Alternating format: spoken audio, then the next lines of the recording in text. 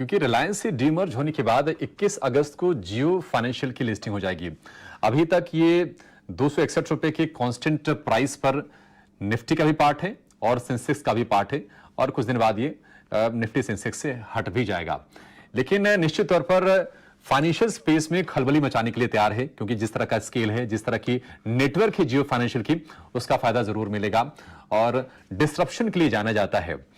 और जानकारी के साथ सौमित सरकार हमारे साथ जुड़ गए हैं, जो रिलायंस ग्रुप को बहुत अच्छे से ट्रैक करते हैं। सौमित, बताइए, निश्चित तौर पर धमाका तो होने वाला है। जियो फाइनेंशियल, इतना हाइप किसी डिमर्जर को लेकर शायद पहले रहा नहीं होगा। अभी डिमर्ज हो गई कंपनी, अभी तक पड़ी हुई थी निफ्टी में, सेंसेक्स में, अब ये लिस्ट हो जाएगी। बताइए कि क्या डिटेल्स हैं आपके पास। तो अगर आप देखेंगे तो जियो फाइनेंशियल की लिस्टिंग अगस्त 21 को होने वाली है बोथ एक्सचेंजेस में, एनएससी और बीएसई में। अब अगर आप देखेंगे तो डिस्कवर्ड बेस प्राइस जियो फाइनेंशियल का 261.85 ही है, और बट अगर आप ग्रे मार्केट में देखेंगे तो जो शेयर प्राइस ट्रेड हो रहा है वो करीब 330 टू 350 के आसपास हो रहा है, तो काफी ज्यादा प्रीमियम पे हो रहा है बेस प्राइस से अभी भी अगर आप देखेंगे तो। बट अगर हम बेस प्राइस को पकड़ के चले तो 261.85 पे जो कंपनी की मार्केट कैपिटलाइजेशन हो सकती है वो करीब 1.7 लाख करोड़ की हो सकती है, और 1.7 लाख करोड़ पे जियो फाइनेंशियल इंडिया का 9th largest listed financial institution बन सकता है।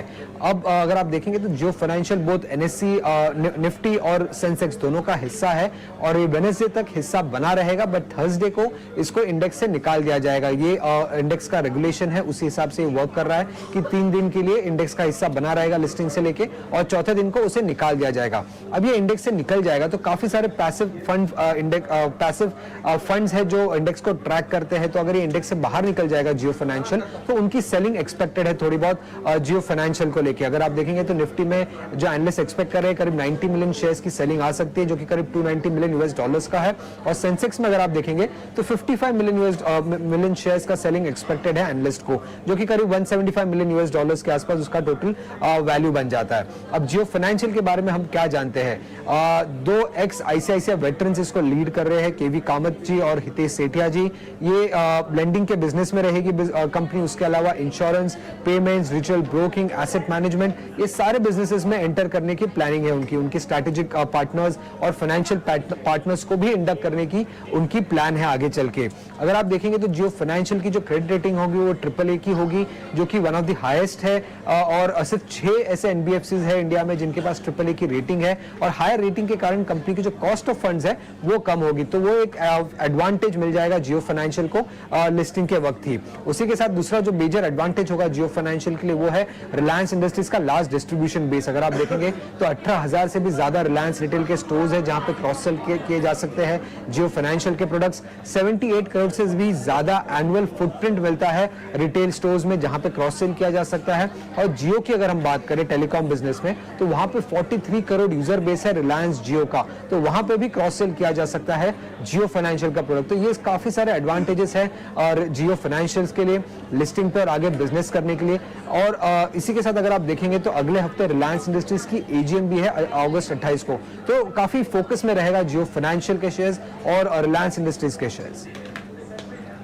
निश्चित तौर पर फोकस में रहेंगी जियो फाइनेंशियल का शेयर लिस्टिंग के लिहाज से, और 18,000 रिटेल स्टोर हैं। और जैसा कि सुमित बता रहे हैं कि म्यूचुअल फंड कारोबार में कंपनी उतरने वाली है, उन्होंने तो ब्लैक रॉक के साथ जेवी भी कर लिया है, इंश्योरेंस कारोबार में, लेंडिंग के बिजनेस में, तो निश्चित तौर पर एक वैल्यू बनेगी। लेकिन क्या लिस्टिंग होते ही इसको खरीदना है, ये जानते हैं जरा।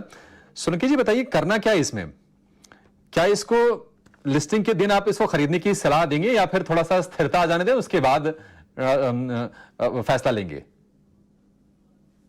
जी डेफिनेटली लिस्टिंग होने के बाद थोड़ा स्टेबल होना जरूरी है, और दूसरा जैसा कि हमें बताया कि 28 को एजीएम है, तो वहाँ पे वहाँ पे कुछ अनाउंसमेंट और बिजनेस मॉडल एक्सेट्रा के डिस्क्लोजर भी आना संभव है, तो मेरे ख्याल से वो भी उस टाइम का भी वेट करना बिल्कुल जरूरी है, और उसके बाद ही एक इन्फॉर्म्ड कॉल ले सकते हैं।